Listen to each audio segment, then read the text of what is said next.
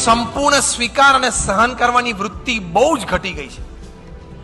આપણે કેવા માણસથી ઉછર્યા છીએ આપણી પેઢી કે જો હું ખોટો હોઉં ને